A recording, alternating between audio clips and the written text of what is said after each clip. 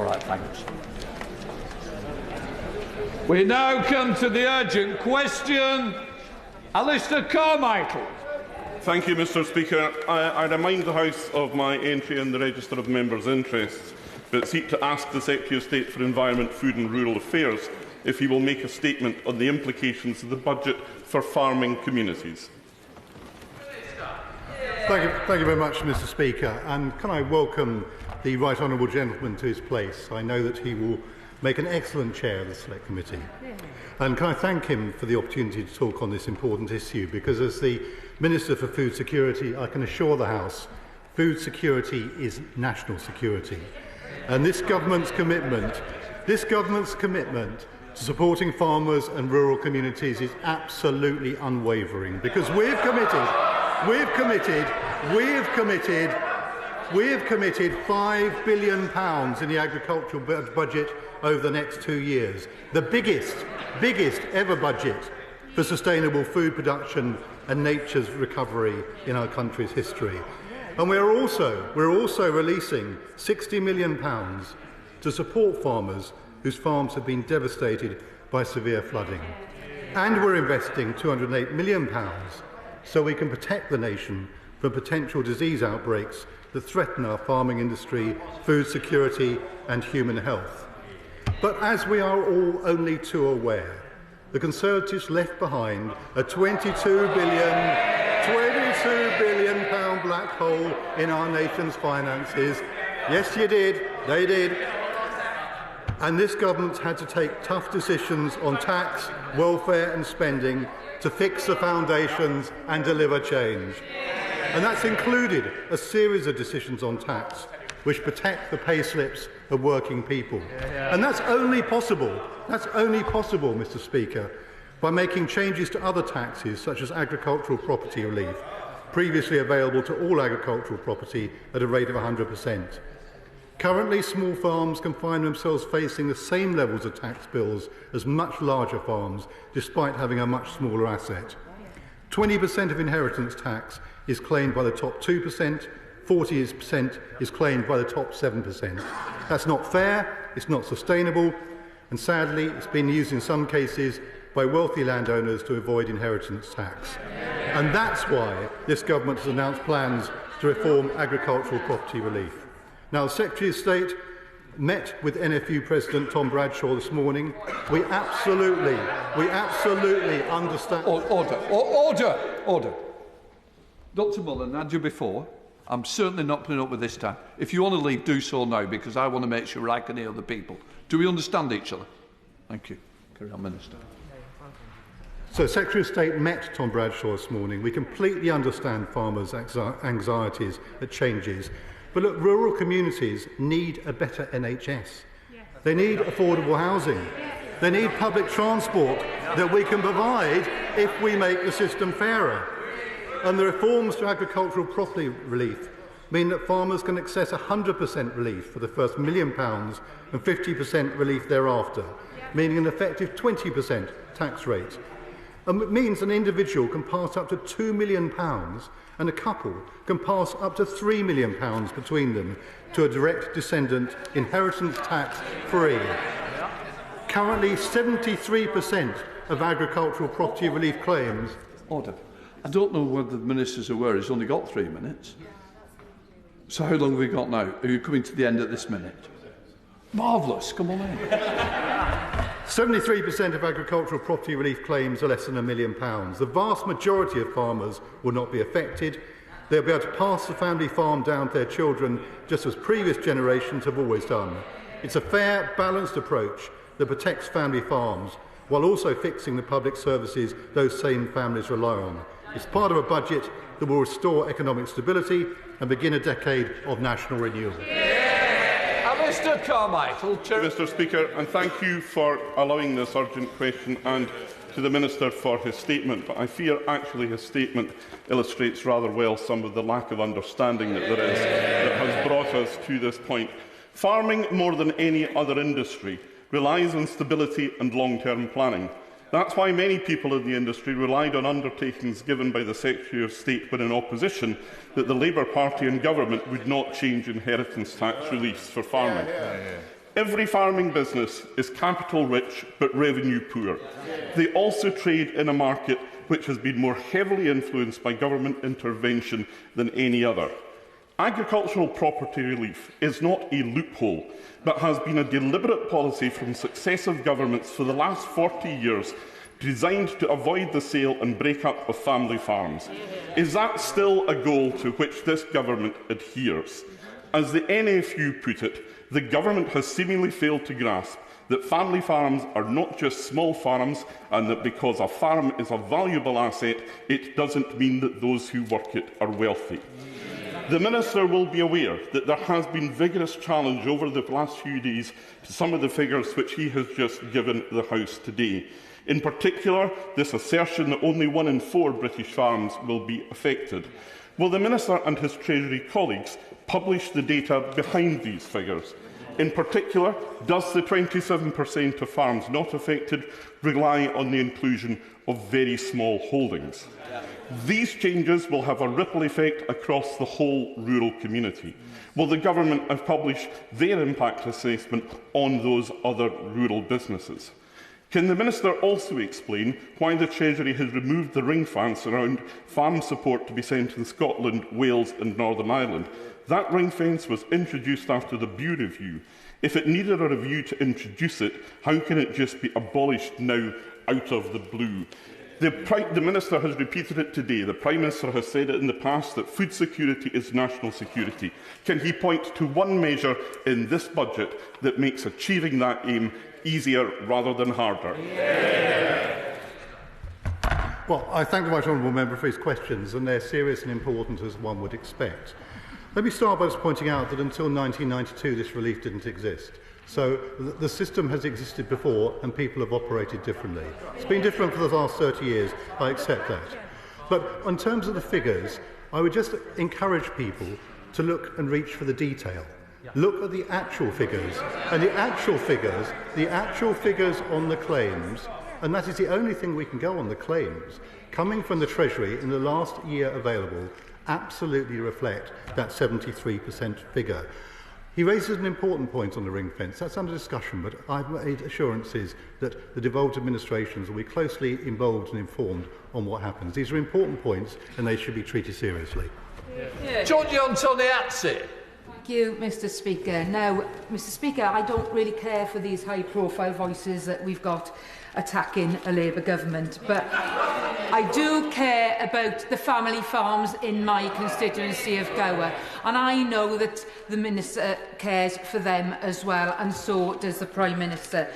But I'd like to, and I welcome the figures that we have been given. However, Mr. Speaker, these figures do need to be translated to our family farmers. They do need to see what it's like on the ground, and I would welcome a meeting with NFU Cymru and with the Minister to discuss what it is going to look like for farmers in Gower and especially in Wales, where there's a completely different landscape.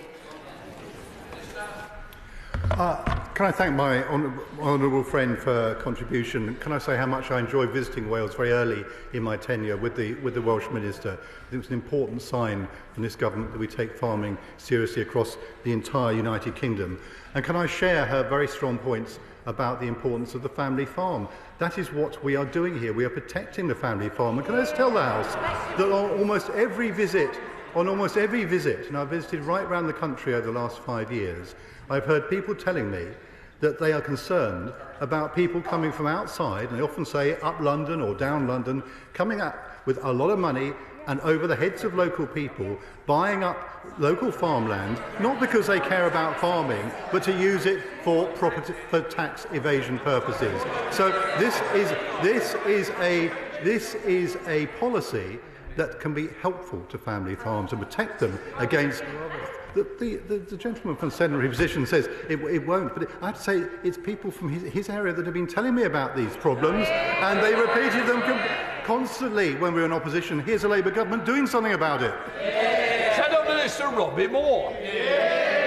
Mr. Speaker, losing a farm is not like losing any other business. It can't come back. Not my words, Mr. Speaker, but the words of our Prime Minister at the NFU conference just last year. Over the weekend, we've heard gut-wrenching stories from farmers up and down the nation who feel completely and utterly betrayed by the measures in this budget. So I ask the Minister, why does the Secretary of State continue to say that he is proud of his family farm tax? And does the Minister realise that the vast majority of farming families aren't multimillionaires? Most are cash poor, with many struggling to break even. So how does the Secretary of State expect farmers, in his words, to do... Can I just say to the Honourable Lady, I don't need chunnering either. Do we understand?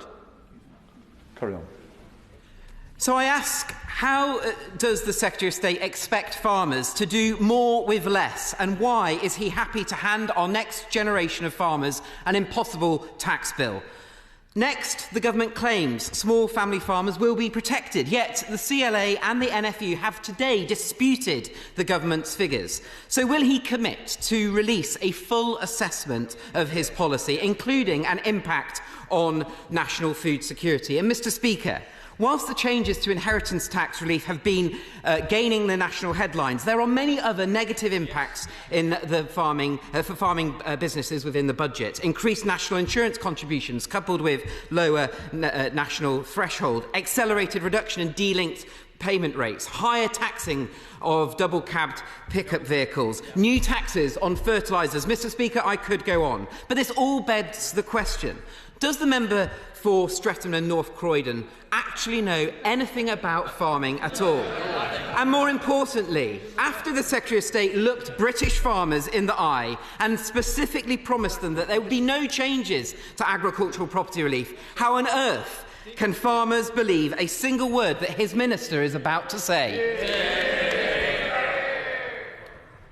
I'm very grateful for the honourable gentleman promoting me to Secretary of State. I hope he has similar success in the coming few hours. But he raises a whole series of questions there, and he asks again, as others have done, about other elements in his budget. The figures are absolutely there. They were published by the Treasury. They're there for all to read. They are the facts on the estates that have made claims on agricultural property relief in the last year available. They're there for everyone to see. It's not difficult, it's not complicated, they are there.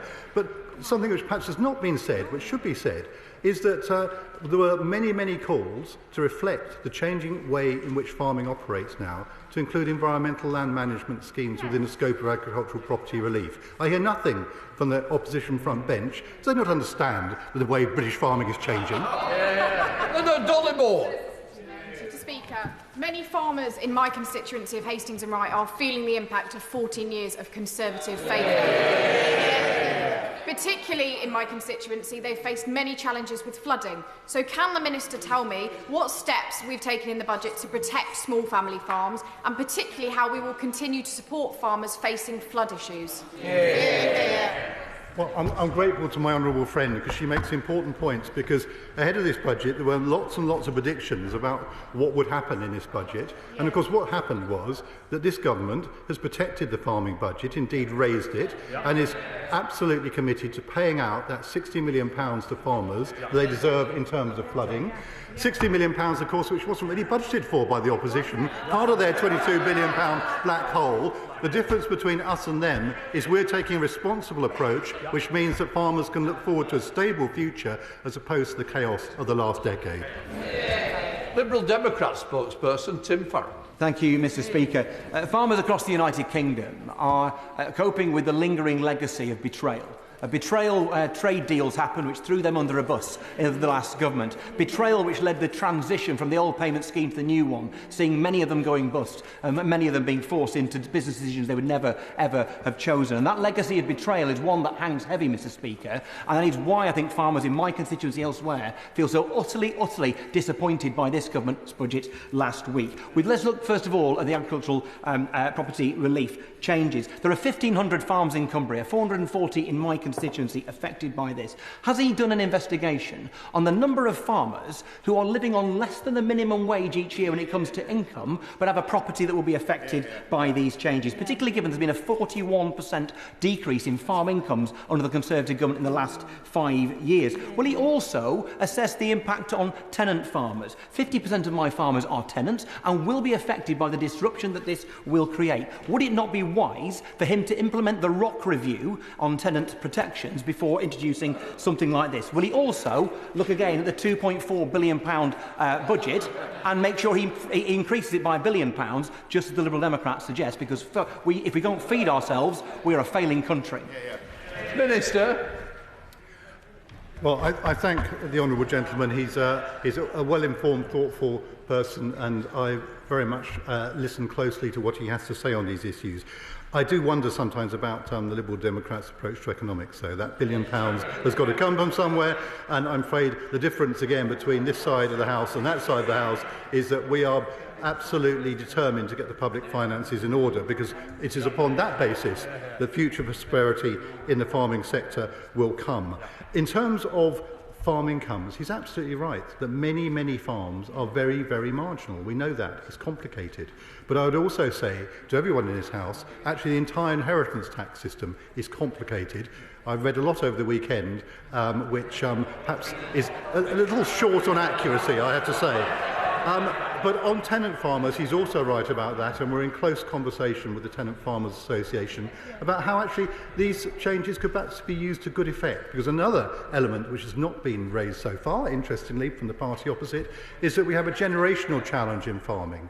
And it may well be that in some cases, and I'm not going to be telling farmers how to run their lives, but it is worth reflecting on the fact that sometimes it's difficult to get that transition. We need to get more younger people into farming. Andrew Pakes. Thank you, Mr. Speaker. Is it appropriate first to put on record that I'm an officer of the All-Party Group on Farming?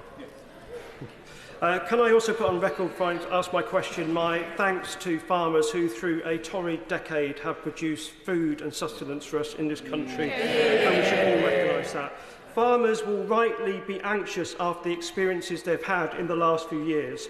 Will he agree with me that anxiety will only be heightened by the scaremongering we are seeing from some of in this House? And will he commit to working with members of this House, the NFU and farmers to ensure the positive elements around food security in this budget are delivered in the years to come?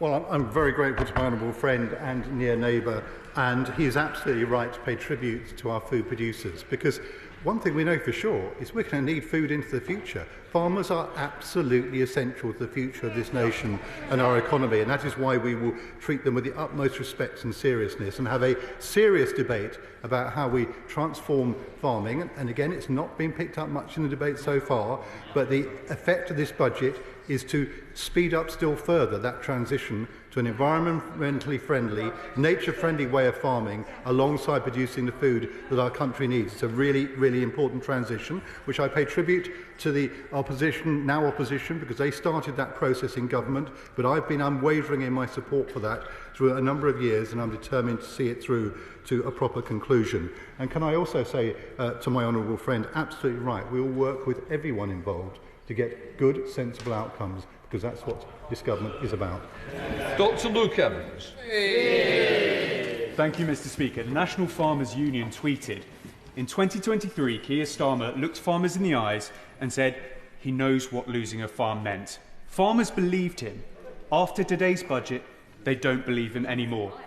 So what is the Prime Minister practically going to do to resolve this? Minister. When we came to power a few months ago, the thing that I was asked most strongly to do was to provide stability for the future. And through a series of interventions over the last few months, I've tried to indicate that's exactly what we will do. And whether it's the environmental land management schemes, whether it's any other issues, we will do that. Now, the government faced a huge challenge at this budget. We all know that. Decisions had to be made. But I'm absolutely convinced that farmers and all those other people who live in rural areas want exactly the same decent health services, housing, transport that they need, and they will be able to carry on farming as they have done. But the difference is in a stable economic system, which means they will not be suffering in the way they have over the last decade. Joe White. Thank you, Mr. Speaker. Many of the farms in my constituency were underwater for months following the floods last year. My question to the Minister, Mr. Speaker, is what is he doing to support those farms as they recover from those horrific storms last year? Well, Well, I thank my honourable friend for her question. Extreme weather events have quite clearly become a growing challenge to all of us, and that is partly why we're so determined to make that transition to a more environmentally formed farming. Last year, a scheme was in place to help farmers. The then government increased it. As I say, I'm not sure they exactly identified where the money was coming from, but we have identified the money, we've honoured it, and we'll be paying that £60 million out to farmers in the next couple of weeks. The Dewhirst. Thank you very much, Mr. Speaker. Now, earlier the Minister implied that farmers in my constituency of Bridlington and Wolds support this measure. I can categorically tell him they do not. They are shattered, Mr. Speaker, by this announcement, and the impact on my community will be devastating. Now, can I ask the Minister today to do the right thing and withdraw these plans? Minister.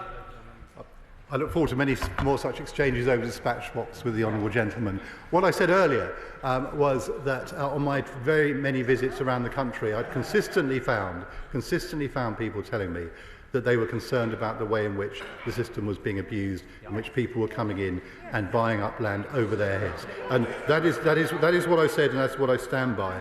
But in terms of these measures, I'm afraid this is a budget that stands in its entirety, and the whole country needs stability, so it will stand. Julie Minns. Thank you, Mr. Speaker. A few months ago, I visited my constituents, Andrew and Ada, who farm in a remote northeast corner of Cumbria and who, sadly, after 14 years under the Conservative government, are largely getting by on Ada's pension. Can I ask the Minister to set out what support will be available to farmers like my constituents following last week's budget? Can I thank my honourable friend for her contribution? And she's absolutely right. There are many people in this country who are struggling to get by, and many farmers in particular who are struggling to get by. And that is why it's very important that in this budget we maintain the agricultural budget, the support schemes that people are getting used to, and it's interesting to note that they are now being subscribed to in much, much higher numbers, and that there will be that support available to help people make that transition and make sure they can go on supplying food for this country, which is so important. Sarah Dyke.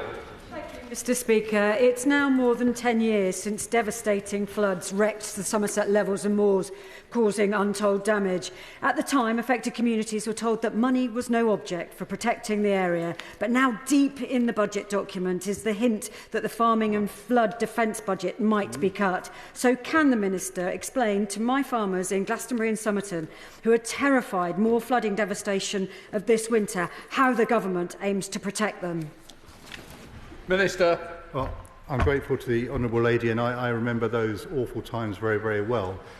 Money is no object was not something said from this side of the House, I can tell her. It was said from the other side of the House, and perhaps it wasn't exactly the right way to put it. As I've said, extreme weather events are a challenge for all of us right across the country. I and my colleagues will be working with everyone to find the best ways of resolving that. But let us not for one moment imagine this is a simple issue to solve. Those flooding challenges are very, very real. We're working on them, and I look forward to having further discussions with her. Thank you very much, Mr. Speaker. The Minister knows lots of farmers in my constituency. He's a near neighbour of mine, and farmers are very grateful for the engagement that he's had with them. And he knows, Mr. Speaker, that farmers' income has been falling year on year under the previous Conservative government. So can he outline what measures in this budget there are to support the farmers in North West Cambridgeshire and help get the industry back on track? Minister.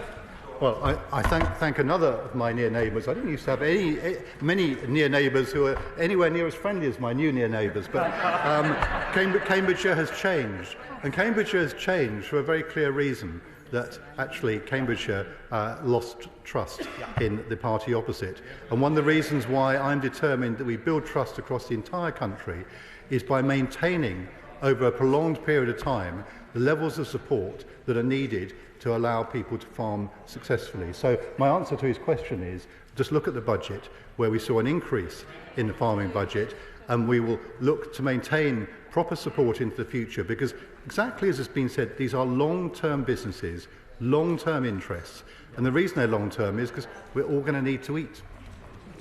Kevin Hollingray. Thank you, Mr. Speaker.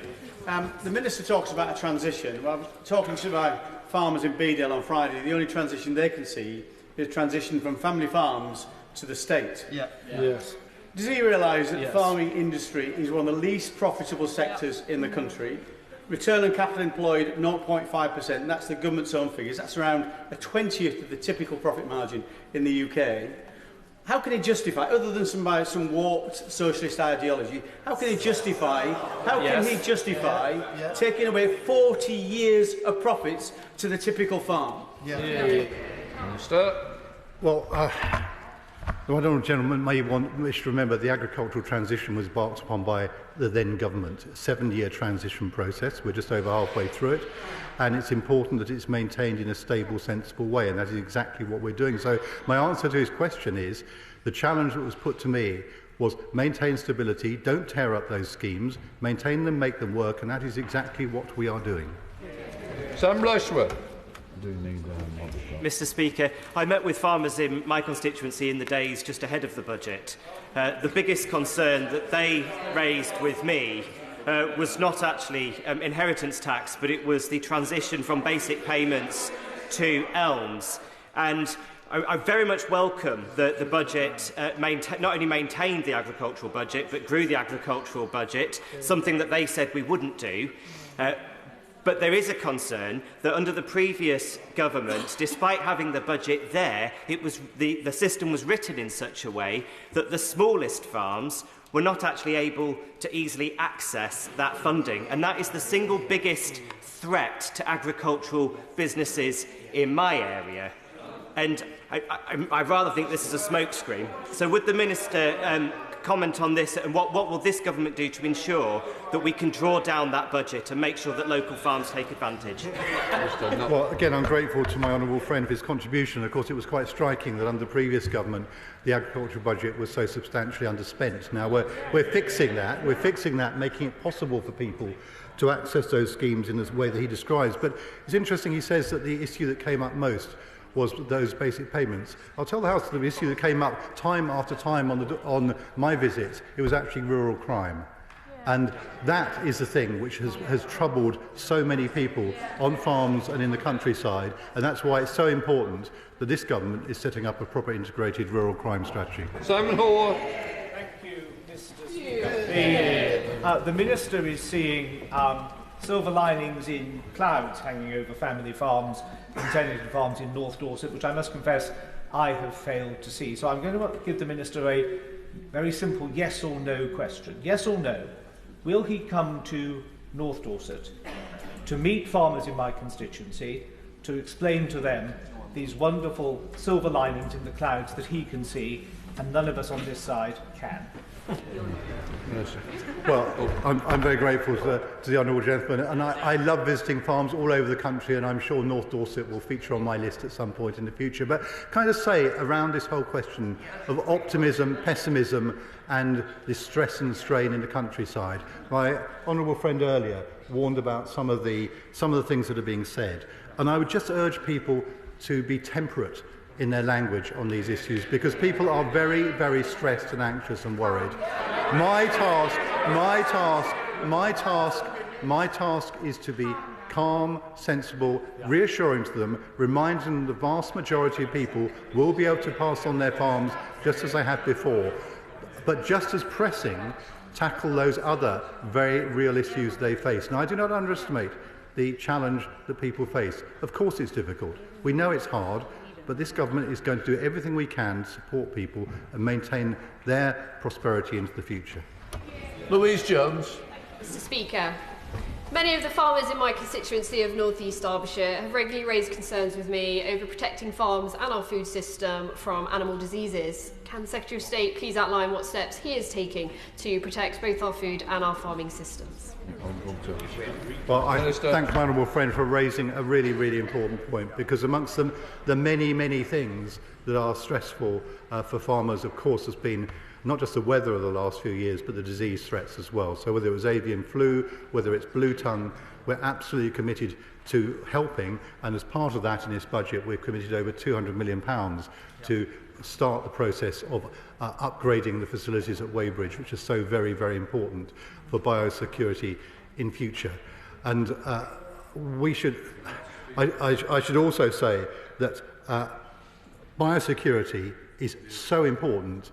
I was staggered, frankly, that the previous government did not take swifter action to protect our borders around African swine fever. We've toughened the rules on that, and I can see the honourable gentleman nodding, and he's well versed in this, he knows. Can I just say, brevity will be helpful, because I do believe everybody has a constituency interest, so I really want to get them in. So we can have shorter answers, that would be better. Also, if you looked at me now and again, would also help me to hear what's being said. Right, let's try a good example of speed. Simon Hoare. That's the quickest question we've had yet. Geoffrey Clifton Brown, Surgeon. Thank you, Mr. Speaker. May I declare my interest as a farmer, register of interest as a farmer? How would the Minister answer my 75-year-old farmer who emailed me last week? And he said, we work long hours, usually alone. The agriculture has one of the highest suicide rates in any industry. There is a great deal of talk these days about mental health and the need to alleviate stress in the workplace. Yet the Chancellor and the Secretary of State for Agriculture last week destroyed everything I've ever worked for. How would he answer that? Minister. Well, Mr. Speaker, I would reassure him that I'm afraid I don't think he's correct on that, and that we're absolutely determined to make sure that he can hand on his farm. He can hand on his farm as others have done before, but let's make sure he gets the proper advice. Ashley Dalton. Thank you, Mr. Speaker. I've spent about 14 months in this place asking the former government about water management, but I was always on a hide into nothing. So I wonder whether my honourable friend can tell me if he recognises that the farmers in my constituency of West Lancashire have got a lot of expertise around water management and land management. And can he tell us how this budget supports farmers to bring that expertise to the fore and work in partnership with us to manage that land and water? Best potatoes. Well, I'm grateful to my honourable friend, and what I would say is that the schemes we have in place will help us work with farmers on those issues, alongside, of course, the payment of that £60 million that the previous government promised. Seamus Logan. Thank you, Mr. Speaker. The Minister asks for members to be temperate in their language, but there is deep, deep anger in Scotland and in my constituency in Aberdeenshire, North East, about these announcements. Now, they stated by the Policy Director for the NFU in Scotland, these announcements will be devastating for farmers and crofters. Can the Minister tell us how these announcements are going to increase food security and national security, please? Minister. Well, once again, Mr. Speaker, what I would say is that by having a stable, sensible approach to farming support in the coming years, and clearly in Scotland this has evolved a different matter. It's for the Scottish Government to determine how they operate, but we are setting the overall context, and in a stable economy in the future, farmers will thrive. Luke Myers. Thank you, Mr. Speaker. I'm very proud to represent proud North Yorkshire farmers in my constituency. I wonder if the Secretary of State can set out the steps he will be taking to ensure that small family farms will be protected by this government. And additionally, I wonder if he will endorse polyhalite, a fantastic crop nutrient fertiliser produced in only one place in the world, North Yorkshire. Well, I'm grateful to my honourable friend, and I'll always look with keen interest at anything that can help us make progress. But in terms of how we provide support and reassurance to those small farmers, it is, again, I say, by making sure we've got a strong, stable economy. John May. I refer to the Register of Interests. Is the Minister surprised by the reaction of the farming community? Minister. Well, I thank my fellow East Anglian MP for his contribution. Am I surprised? No, I'm not entirely surprised, because people are very, very fed up and depressed, and they've been depressed for a long time. So I understand why it's difficult. But I have to say that my job is to reassure, to talk calmly to people, and that's what I should continue to do. Luke Charters. I'm proud to represent many wonderful farming communities in York Outer, and the young farmers that I meet tell me that one of their biggest challenges is accessing rural mental health. Does my honourable friend welcome the record £22 billion extra going into the NHS, which will support access to rural mental health? Minister. My honourable friend is absolutely right. It's the core message of this budget that we get our finances stable and on track, and that will allow us to invest in the public services that everyone needs, particularly those in rural areas who are struggling with these issues. Helen Morgan. Mr Speaker.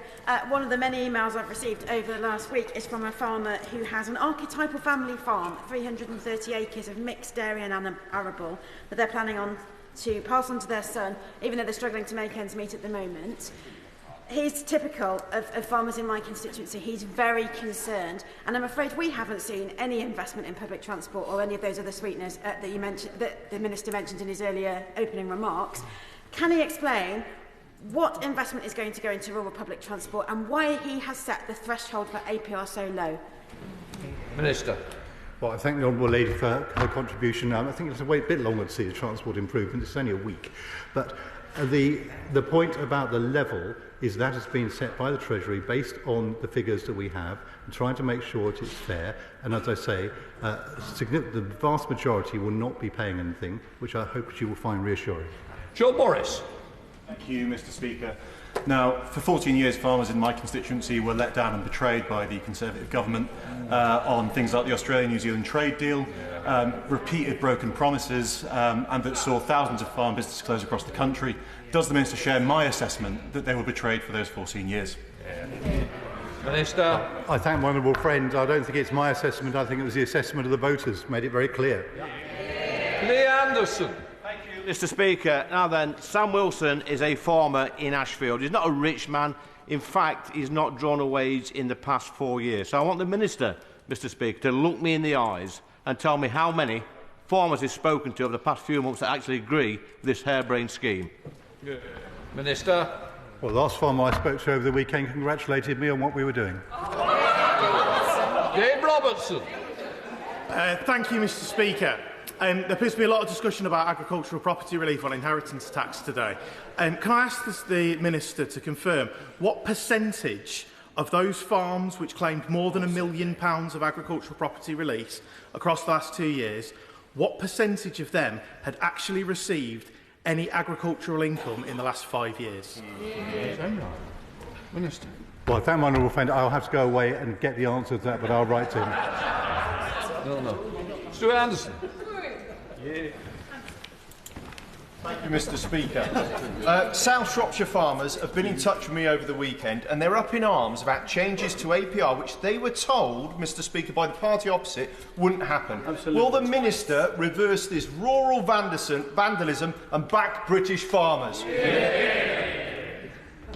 We will back British farmers by making sure they have a stable system in which they can flourish. It's extraordinary that a small number of wealthy landowners have been using agricultural property relief to avoid inheritance tax. What is more extraordinary is how the party opposite have defended tax avoidance in the way that they have.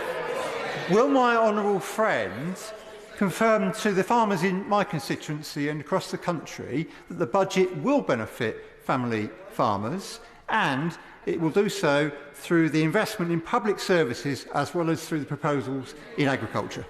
Minister. My honourable friend makes a powerful point. Not only do those people seem to relish finding ways of creatively running their accounts, some of them even, of course, take money to write columns about them as well. Dr. Caroline Johnson. Thank you, Mr Speaker. I should declare that my husband is in agriculture and farming and therefore have an indirect financial interest in the topic. This government promised it would not raise national insurance contributions, and then it has. It promised it would not reduce agricultural property relief, and then it has. It's also added a fertiliser tax and tax on pickup trucks as a way of compounding the misery. Has the Minister done an impact assessment on food security and food prices caused by this budget, and will he publish it? Yes.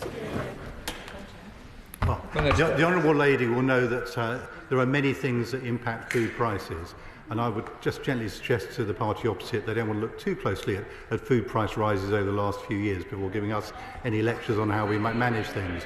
The reason I'm confident about this is because when I look at the figures issued by the Treasury on the number of claims that were made in the last few years, our figures stack up. Yeah. Claire Young.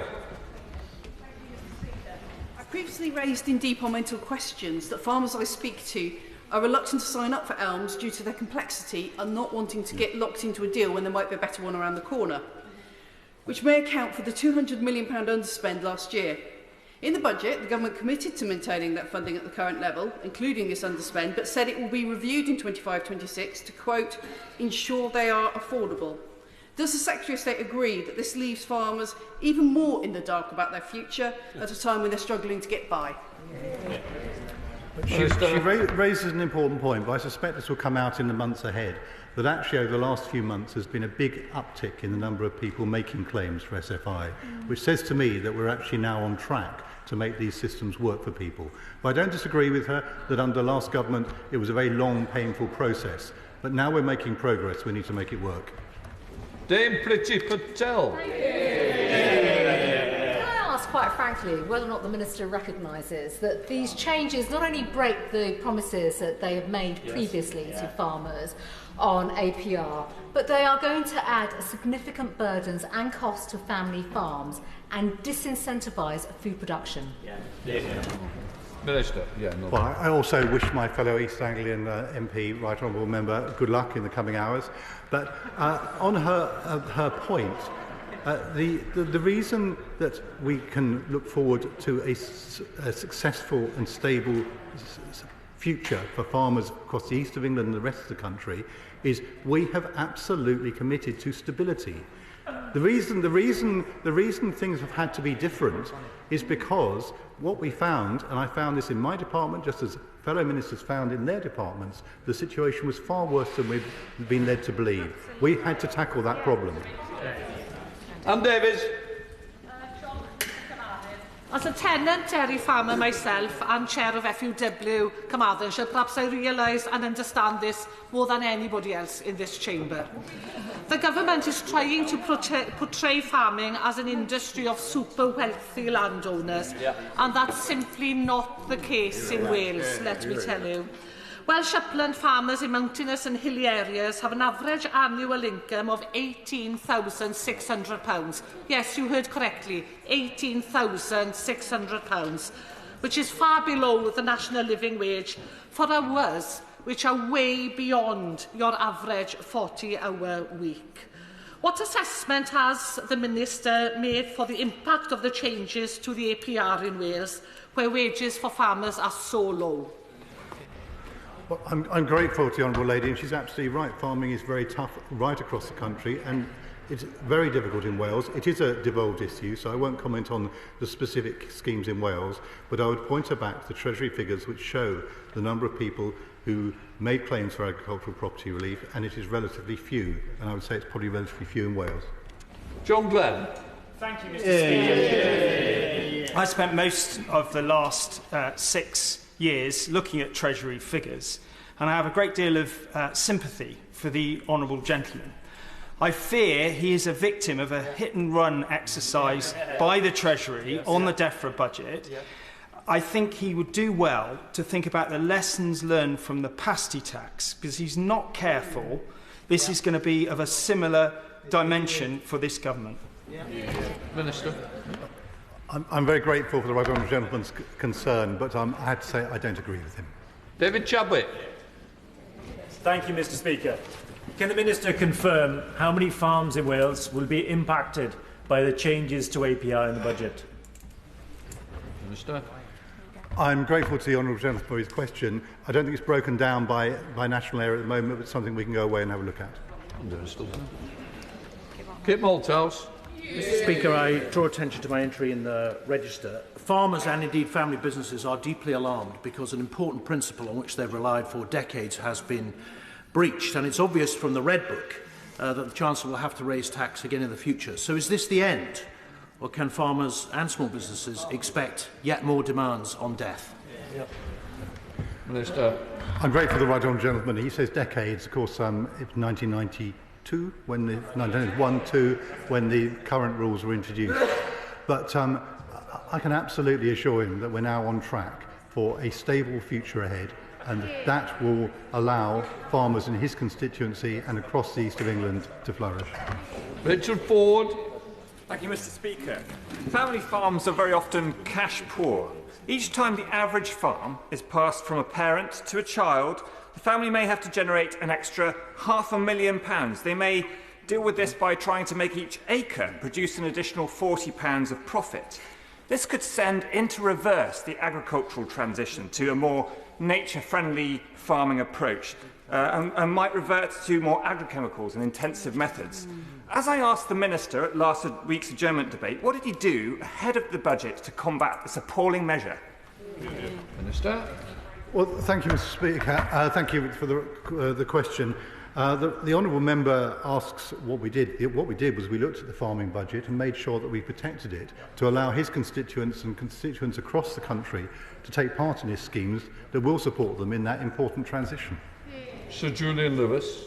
How does the Minister reconcile his sensible acceptance of the fact that food security is vital for national security with farmland being split up and sold off, probably for development as a result of the budget changes? Minister. The honourable gentleman raises an important point which we'll be addressing through the National Land Use Framework, which will come forward in the next couple of months.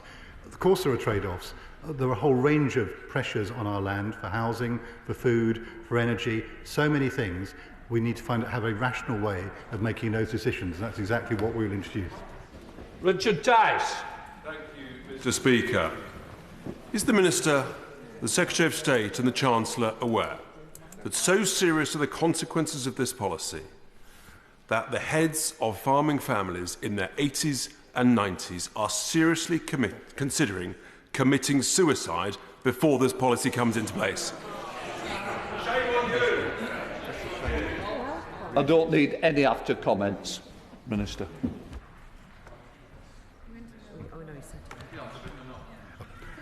I find it hard to respond to a question like that. I spoke earlier about using language carefully, and I would just reiterate that point. Sir Roger Gale. In the rural England that I'm privileged to represent part of, they say that you should live as if you're going to die tomorrow and farm as if you're going to live forever. Does the government not understand that if we inheritance tax our farms out of existence, there will be no forever, and there will be no food from what was once the Garden of England? Minister. The honourable gentleman is very knowledgeable on these issues. I would just gently again ask him to look closely at the detail and the figures which show the numbers are low. So I do not recognise his characterisation of the future. Right, Wood. Thank you, Mr. Speaker. And according to the statistics published by DEFRA last Thursday, an average farm in England is 88 hectares. That's roughly 1 hectare for every word that Labour had to say about farming in their manifesto. What assessment has the Minister made of the typical value of a farm of that size, around 88 hectares? Minister. I think the honourable gentleman will know that the definition of farm is actually rather complicated, and that is what makes this quite a difficult debate. And I'm not going to comment on individual farms, but the overall assessment, I go back to the point the Treasury figures show the number of claims likely to be affected by this is relatively low. Jane Kirkham. Thank you, Mr. Speaker. Farmers in my constituency before the election were very concerned about the ELM system. The ELM system hadn't worked for a long time. They felt like it was just beginning to work. Could the Minister please reassure farmers in my constituency that the ELM system is something that this government will be proceeding with? I'm grateful to my honourable friend for her contribution. I can absolutely give her that assurance. As I said earlier, I have throughout the last 5 years in opposition consistently been a supporter of the agricultural transition, and I'm determined to make sure it is successful. Wendy Chamberlain. Using temperate words, but my own constituent in North East Fife said to me, the government has left farmers the choice of selling now in a managed way or leaving it to their heirs who will be at the mercy of the HMRC and the banks. And either way, family farms will fall. The Minister today has talked extensively about the challenges of wealthy individuals coming in to buy up farmland. Does the government accept that this potentially increases that problem? And if it is a problem, what additional legislative steps are they going to take? Minister. Well, no, Mr. Speaker, I don't. For the reasons I outlined earlier, I think it will actually act as a disincentive for people to do that. Dixon. Thank you, Mr. Speaker. Farmers in my constituency have told me they're struggling due to the abysmal implementation of the transition payment scheme by the previous government. Huge delays in getting payments and getting caught up in bureaucracy. Will the Minister reassure me and farmers in my constituency that this government is fixing those problems and speeding up payments to our farmers? Yes, I can give my honourable friend that assurance. David Hines. Thank you, Mr. Speaker. Ministers keep saying not to worry about APR because far more people think they will pay it than will actually get caught. Doesn't he recognise that that is actually part of the problem? Because you have to make business decisions now for an uncertain future, and this will have a depressive effect on the investment that we need in agriculture. Minister. Well, no, I don't agree, and I think if the honourable member looks at a number of the more thoughtful commentators in the debate over the last few days, he'll see that there are some very different views out there as to the impact this will have. Sure. Jacob Collier. Thank you, Mr. Speaker. Can I thank the Minister for his comments about rural crime, which is a real issue in my constituency of Burton and New Toxteth. And we've heard no apology from the party opposite for cutting policing across our constituency. Can the Minister say more about the steps that this government is going to take to protect farmers from theft, antisocial behaviour and fly tipping? Minister. My honourable friend is absolutely right, and it seems the party opposite doesn't understand that if you raise taxes and you can invest in the future, that means you can do more to protect people in a way they can't protect themselves. Absolutely vital we tackle rural crime. It has been a top issue that's raised with me consistently. Monsieur Kearns. Catherine. And it was quite clear amongst farmers they feel devastated and they feel the government does not understand them. Because farmers do not have liquid wealth, farmers rely on land as their asset to produce food, they turn a small profit but have a very constrained cash flow. Indeed, they have the lowest return on assets of any business sector, an average return of less than 1%. Losing a farm is not like losing any other business, it can't come back. Those are the Prime Minister's words. So the Minister come and repeat them, since I'm a near neighbour to my farmers in Rutland and Stamford, and have that discussion with them. Minister. I've been on an extended farm tour for the last 5 years, and I'm sure it will be continuing. Catherine Fuchs. Thank you, Mr. Speaker. In my constituency of Monmouthshire, farmers are indeed anxious and worried. So I want to ask my right honourable friend if he will help seek to reassure those small family farmers by spelling out the figures here. The Exchequer Secretary to the Treasury from last week said the exemptions mean that if someone has no other assets and is passing a farm on to a direct descendant, a farm or farming business worth up to £2 million can be passed on without paying any inheritance tax at all. Thank you. 100 acres, 10. Well, I'm grateful to my honourable friend. I'm very reluctant to become an offerer of tax advice to anybody. But what I would say is the advice I've been given is that it may even be more than that is available. I just would urge people to look closely at the detail rather than jumping to the worst conclusions. Martin Vickers. Thank you, Mr. Speaker. Reference has been made to rural crime. Can I suggest that a whole new definition of rural crime is actually the proposals contained in the budget?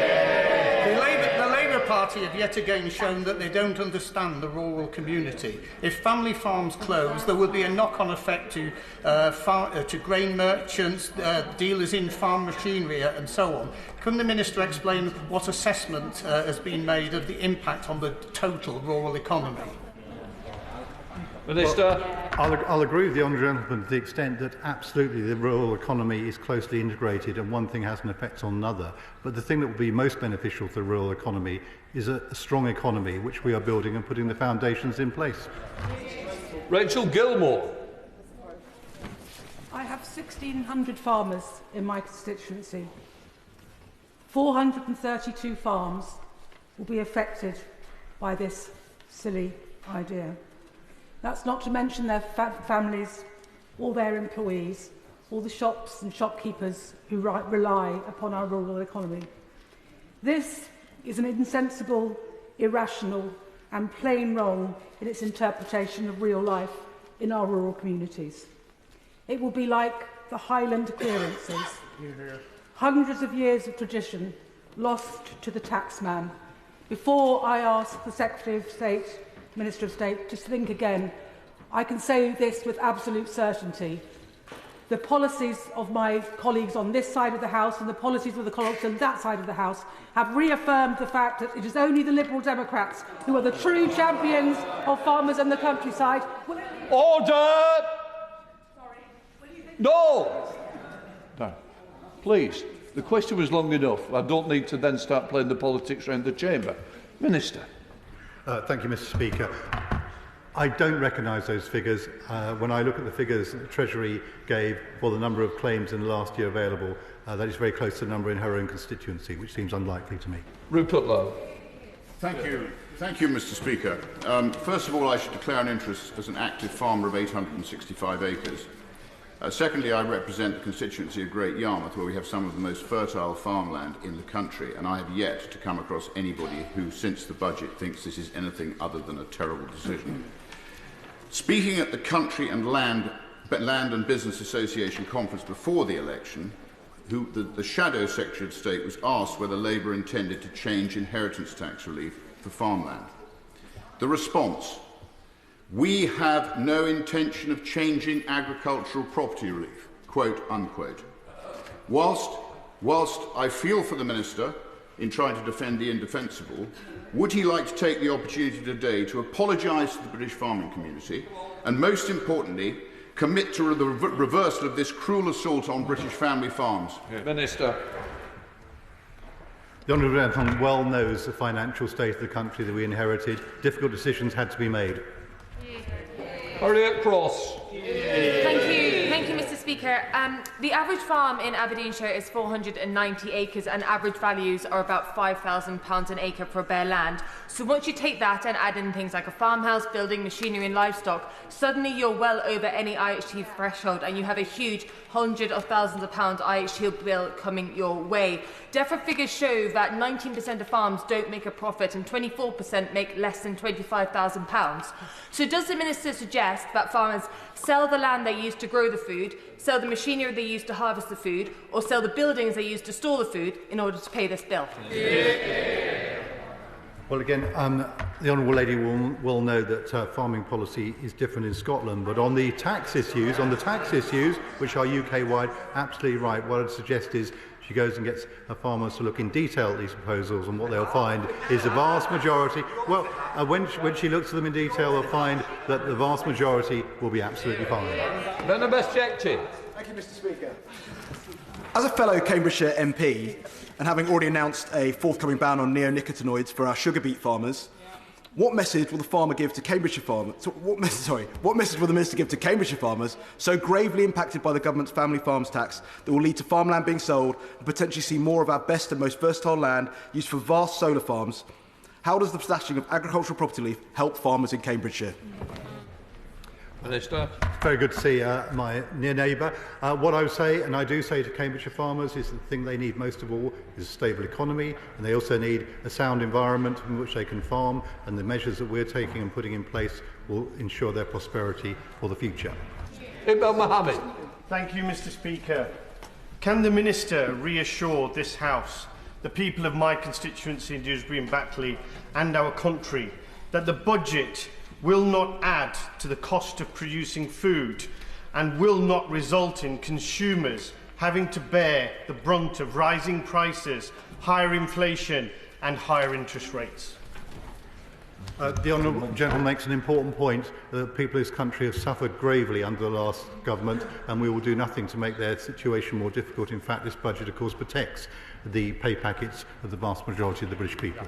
Greg Smith. Thank you, Mr. Speaker. From already very low margins on every farm, including those in mid-Buckinghamshire, will the addition of between £50 and £75 a tonne on the price of fertiliser through the government's proposed carbon tax increase food prices, and who will shoulder that burden? Will it be the farmer or will it be the consumer? Minister. Well, as the Honourable Gentleman knows, a whole range of factors that go into food prices, and of course what is very good news is the establishment of GB Energy and a move to a much more affordable and reliable form of power for farmers as well as our consumers. We'll all be better off. Joshua Reynolds. Thank you, Mr. Speaker. On Friday, I visited an agricultural college in my constituency, and I heard concerns about how the changes in this budget will potentially strip an industry of young farmers. So what discussions did the Minister have with farming stakeholders on changes to the agricultural property relief prior to the budget? Minister.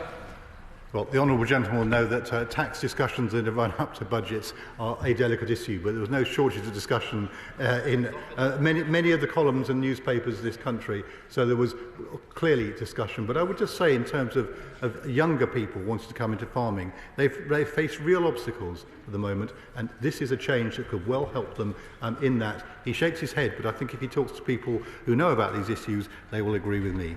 James Wilde.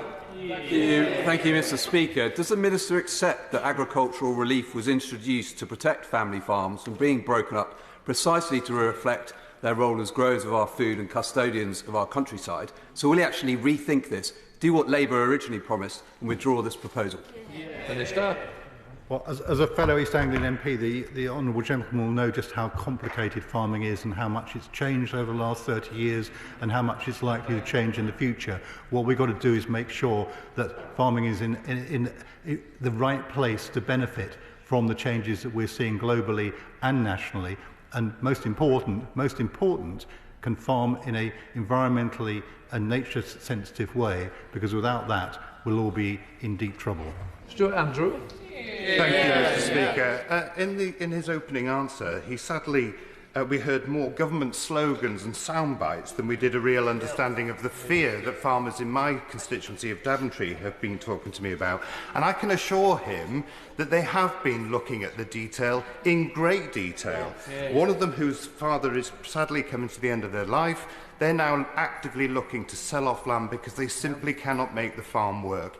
That's the next generation he talked about gone. That's food that supplies patients in the NHS gone. Does he not think this is a time for a reversal of this policy? Minister. What I think it's time for is people to take up the opportunities that the schemes that the previous government introduced and that we are continuing to allow them to farm in an environmentally and nature-friendly way. It'll be good for the future, it'll produce food for this country. There's a very bright future for British farming. Alison Bennett. Thank you, Mr. Speaker. Given the quite varied estimates as to how many farms are going to be impacted by these changes to the agricultural property relief, please can the Minister confirm how many farms he thinks will be impacted? Well, Mr. Speaker, I refer the honourable lady to a previous answer that the figures are there for all to see in the Treasury papers. You better be. Matt Vickers. Thank you, Mr. Speaker. Since Wednesday, I've been contacted by devastated farmers from across Stockton West, families who farmed for generations and know that as a result of this budget, they'll be the last generation to do so. Has he made any assessment of the impact this APR change, this family farm tax, will have on the viability of tenant farming? Minister. Yes, we have, because we've looked at the figures, and I don't recognise the characterisation that he gives, although I do recognise that given some of the things that have been said over the last few days, I understand why people are alarmed. Caroline Bowden. Thank you, Mr. Speaker. In South Devon, we have some of the most expensive land prices in the country, which makes every farm, regardless of its size, worth a lot of money on paper. One farmer in my constituency said over the weekend, "We may be land rich, but we are cash poor, and our children will more than likely have to sell the land and maybe buildings to cover this tax. Without the land, the farm is simply no longer a farm, taking valuable land out of food production." The Minister says he values food supply. It values food security. Agricultural property relief gave us food security. The Minister says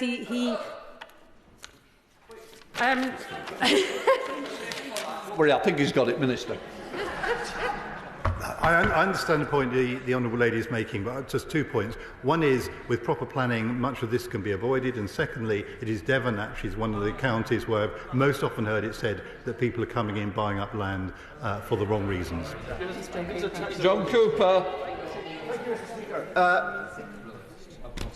Farmers in Dumfries and Galloway who have been contacting me over the weekend are not shroud waving, let's be clear about that. Less clear is the figures here. The NFU say that in fact as many as 50% of farms producing food, meeting environmental targets, providing jobs in remote and rural areas could be at risk. Napoleon knew that an army marches on its stomach, and he also advocated that a good retreat is better than a bad stand. This government is making a bad stand. It has a chance to reverse this decision. Will you not do that? Minister.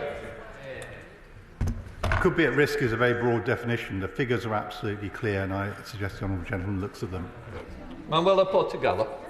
Mr. Speaker, unlike in many countries dominated by vast corporate agribusinesses, the British rural landscape, including that of my constituency of Stratford-on-Avon, is defined by small family-run farms. They are local food producers, and they're also part of our communities. How does the government plan to protect this heritage against the pressure to sell to multinational agribusinesses in the face of a significant inheritance tax burden? Minister. I'm grateful to the honourable lady, and absolutely we treasure that wide range of farms that we see across our country, very different in different parts of the country. The answer to her question is the agricultural budget is its highest level that it's ever been, and that will provide support to help particularly small farms. One thing that perhaps the people haven't noticed, the previous government ended the 5-hectare minimum level, and I strongly support that, and it will continue to be the case. Nick Timothy. Thank you, Mr. Speaker. Farming families in West Suffolk feel deep anxiety, as other members across the House have explained is happening in their own constituencies. And when they hear the ministers say that they don't understand the detail, or that they should listen to commentators who agree with him but not them, commentators who probably have nothing to do with farming in the first place, they will be furious with him. So will he apologise to those people? And will he explain to us why, if it's not such a big deal, more than 130,000 people have already signed the NFU petition telling him to change policy? I at no point said that they didn't understand the detail. What I asked members opposite was to look at the detail, because when they look at the detail, they'll find the truth. Callum Miller. Thank you, Mr. Speaker. Family farmers in my constituency of Bicester and Woodstock are left confused and angry by this betrayal by the government over APR. They want to know whose daft idea was it. So can the Minister clarify? Was it a proposal from DEFRA as part of the stability for farms that he outlines, or did it come from the Treasury? Minister. There's nothing daft about putting this country's finances on a sound footing, and I'd say to his constituents, if you want a decent health service, if you want decent schools, if you want decent transport, this is the budget that will deliver it. Dr. Kieran Mullen. Thank you, Mr. Speaker. Can I politely suggest to the Minister that the time for his weekend reading was before deciding the policy, not afterwards? I've heard from farmers in my constituency, like Jonathan Bynhall, who tells me the change to the relief will make it financially non-viable to pass on this very typical 450-acre farm. Does the Minister agree with me that the likely outcome of that is that investors, disinterested investors, come along and buy the farm instead, exactly the kind of thing that he seeks to avoid? Yes. Minister. I think the likely outcome is that people will put arrangements in place to pass on their farms at the appropriate time, and that will pull more people, younger people, into farming, which will be a good thing. But my overall message to farmers across Britain is this government is on your side. We're going to support you. Look at the agricultural budget. Look at the money that's been paid out, the flood budget. We're with you. Don't listen to these people. That completes the UQ. Really, it should come after statements, as you well know, Sir Roger, unless it's literally on this point. Oh, well, in which case, I knew you knew better than me, Sir Roger. You wish to know, Mr. Speaker, whether you were given any indication as to why the Secretary of State was not here to respond to the urgent question. Absolutely not. I just granted the UQ because I knew how important it was, including my good farmers within Chorley.